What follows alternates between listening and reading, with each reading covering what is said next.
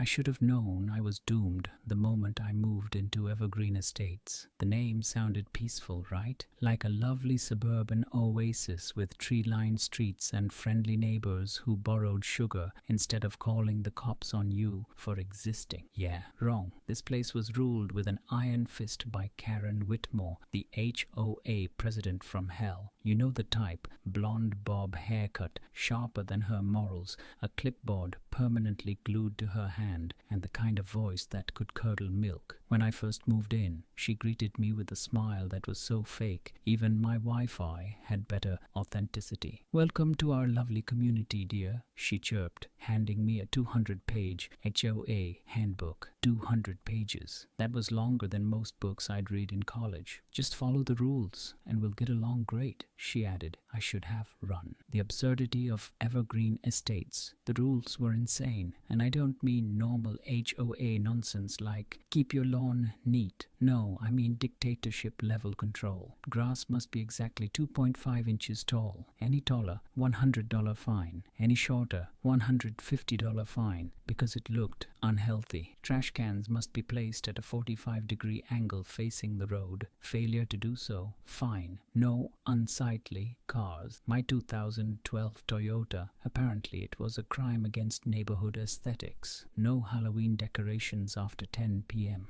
Why? We must protect the children. From what, Karen? The ghost of bad taste? Mailbox colors were strictly controlled. Black, white, or beige. That's it. A guy once painted his mailbox navy blue and Karen had it removed overnight. And the worst rule of all, HOA may use communal or underdeveloped spaces for community events as deemed necessary. It sounded harmless at the time. Little did I know it would soon ruin my life. Karen versus my lawn. I tried to stay under the radar, but Karen had HOA vision. One day, I left my garbage can out 5 minutes past pickup time. Just 5 minutes. Karen appeared at my door faster than a Karen in a Starbucks complaint line. "Mr. Brooks, you're in violation of Article 7, Section C of the HOA handbook," she snapped, handing me a warning letter. "Are you serious?" I asked. "Rules are rules," she said, with the same smugness as a cat knocking your drink off the table. Another time, I left a garden hose coiled on my driveway. Just a regular hose, not a hazard, not an eyesore. Karen took a photo and reported me for unauthorized outdoor decor. By this point, I knew Karen wasn't just running an HOA. She was running a cult. I tried one act of rebellion. I put up a small welcome mat that said, "Go away." Karen fined me $50 for unfriendly messaging. It was war. The wedding bombshell. One fine morning, I was enjoying a cup of coffee on my porch when my neighbor Tom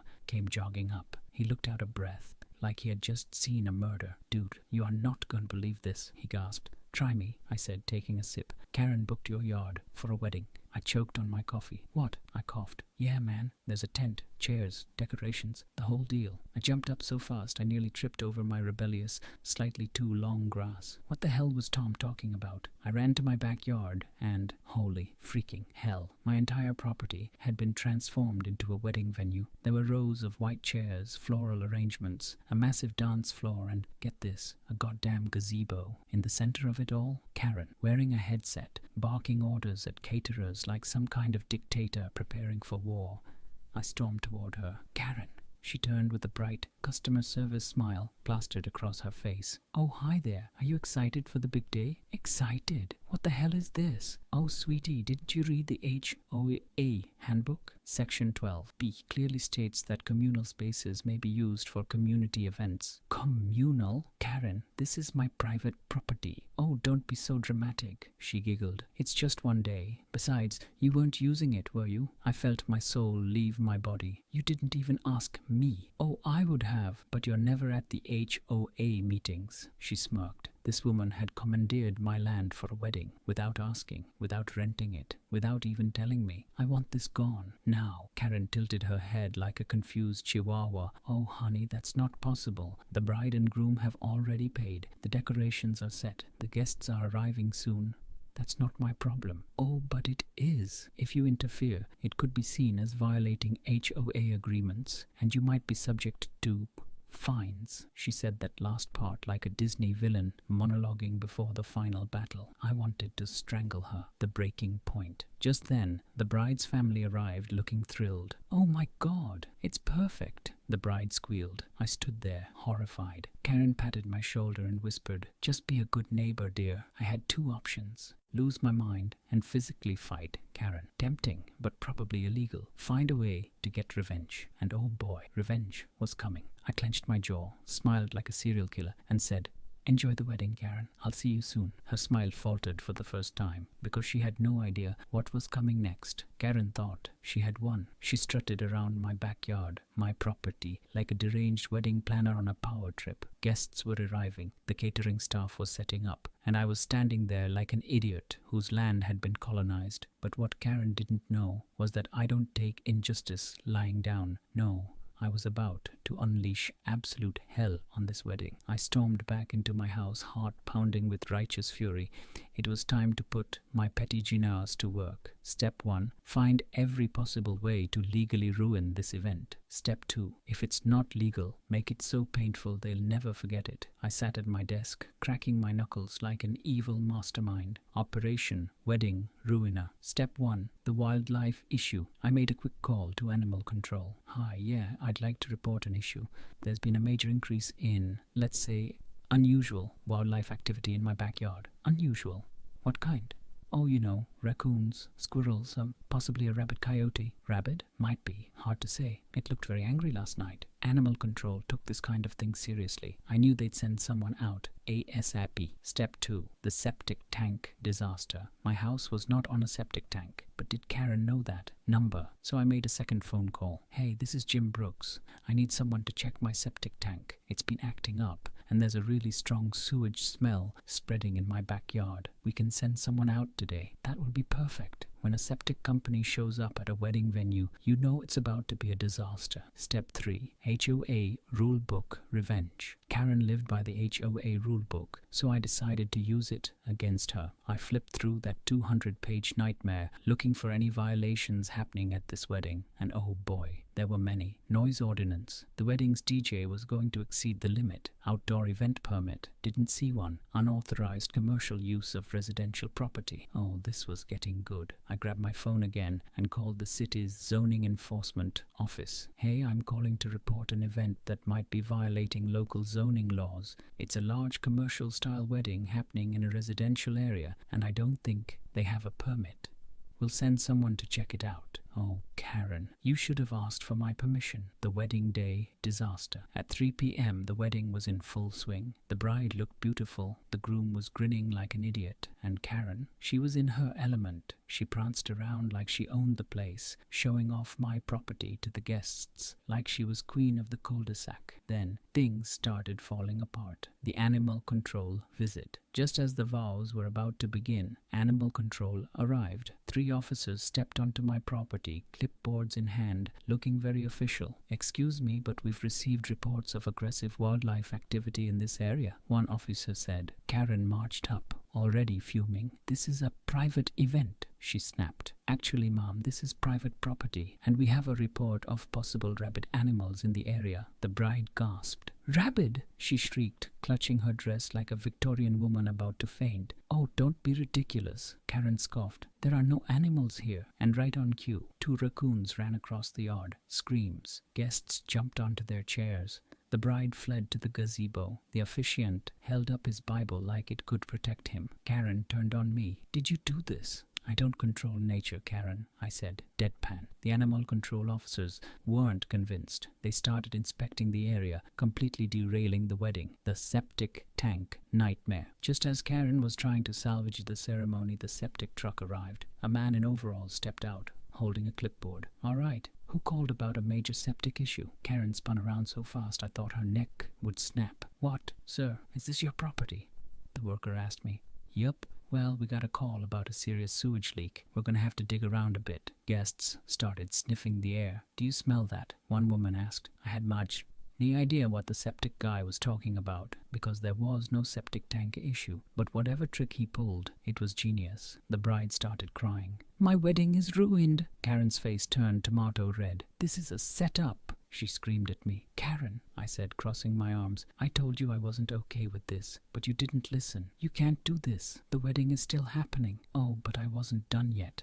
The city inspectors arrive. Just as Karen was losing her mind, a white city vehicle pulled up. A city inspector stepped out, wearing a serious expression.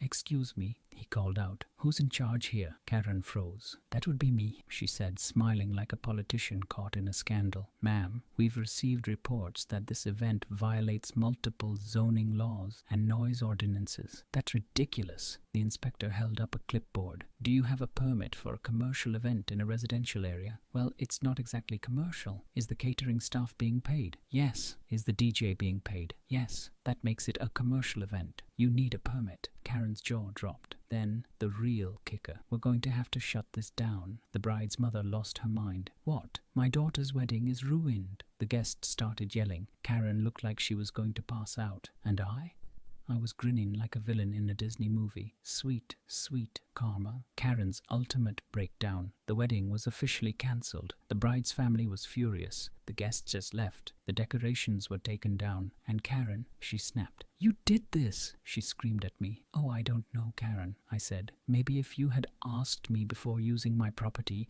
this wouldn't have happened. She stood there, fuming. Then, like the true Karen she was, she stormed off, yelling about suing me. But guess what? She had no case, because in the end, I won.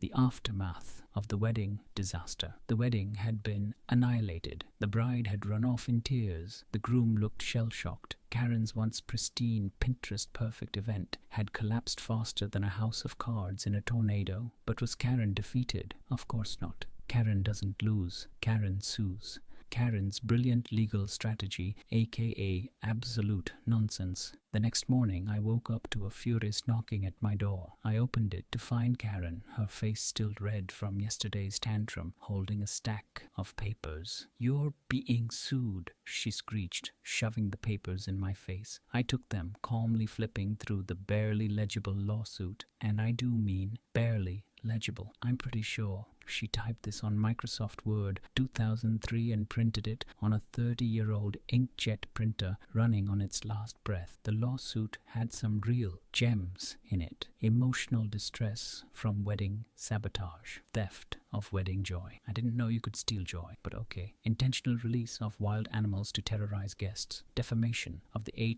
HOA president's character. Karen, honey, you sabotaged yourself. But did I laugh? Never. I kept my face completely serious as I read through it. Karen, I said, flipping the pages dramatically. This is quite the legal masterpiece. Truly you should have been a lawyer. She puffed up proudly. Big mistake. Except for one small issue, I continued, tapping the papers. This is nonsense. And also, suing someone requires, I don't know, an actual lawyer? Her face fell. I'll get a lawyer, she shrieked. Oh, I bet you will, Karen. My counterattack. The real legal trouble. Now, if there's one thing Karen wasn't expecting, it was for me to fight back. She thought I'd roll over, apologize, maybe even pay her for her damages. Oh, sweet summer child. I had a real legal plan. First, I made a quick call to a lawyer friend. Hey, Joe, quick question. What happens when someone throws a commercial event on private property without permission? That's called trespassing, possibly illegal property use. And if money was exchanged, oh boy, they're in trouble. Good to know. I printed out my own legal notice, an actual one with real laws cited, and walked straight to Karen's house. She opened the door, smirking. Ready to beg for mercy? She sneered. I held up my papers. Actually, Karen, you're about to be the one begging. See, I talked to my lawyer. Turns out, hosting an unauthorized commercial event on someone's property, that's a serious issue, and guess what? I can actually sue you for damages. Her smirk vanished. You wouldn't. Oh, I absolutely would, I said cheerfully. She grabbed the papers, her eyes darting across the text. And the best part? I had also reported her to the city for illegal event hosting, unauthorized use of residential property, potential health violations thanks to my septic tank issue. The fines alone, enough to make even Karen sweat. The HOA board betrays Karen. Karen wasn't just fighting me now, she was fighting her own HOI, because once the HOA board found out that Karen had used HOA funds to help sponsor this wedding, she had put the entire neighborhood at risk of legal trouble. The city was now investigating the HOA for for illegal zoning violations. They turned on her faster than a pack of angry chihuahuas. The next HOA meeting was glorious. I didn't even have to say anything. Karen's fellow board members shredded her. "Karen, you did what? You used our HOA money for an illegal wedding. The city is fining us, Karen. Fining us. And my favorite, Karen, for the last time, you are not a queen." I sat in the back, sipping lemonade, enjoying the show. Karen, absolutely humiliated. Her power gone. Her reputation destroyed. Her control over the HOA slipping away like a wet bar of soap. And then, the final nail in the coffin. Karen gets removed from power. The HOA voted to remove her as president. "But you can't," she shrieked. "I built this community. Karen, you built a dictatorship." One board member sighed. They voted unanimously. Karen, officially stripped of her title. She stomped out of the meeting like a child who had just lost their favorite toy. And me? I waved as she passed. Oh, sweet, sweet victory. The final humiliation. But Karen wasn't done yet. She still tried one last desperate move. A week later, she stormed into my yard again. "I'm moving," she declared. I blinked. "Okay, I hope you're happy." "Extremely," I said, grinning. And then, the final cherry on top. She tried to sell her house, but guess what? Nobody wanted it, because after her antics, fines, and legal disasters, her name was infamous. The real estate agent literally told me, "Yeah, people keep Googling crazy HOA Karen lawsuit, and, well, it's not helping the sale." I may have laughed a little too hard at that one. The sweet, sweet epilogue. Karen did move, eventually. Far, far away, and the HOA chilled out completely after her departure. I, of course, threw a Karen is gone BBQ. It was glorious. Live music, free drinks, and best of all, nobody stole my backyard for a wedding. The end.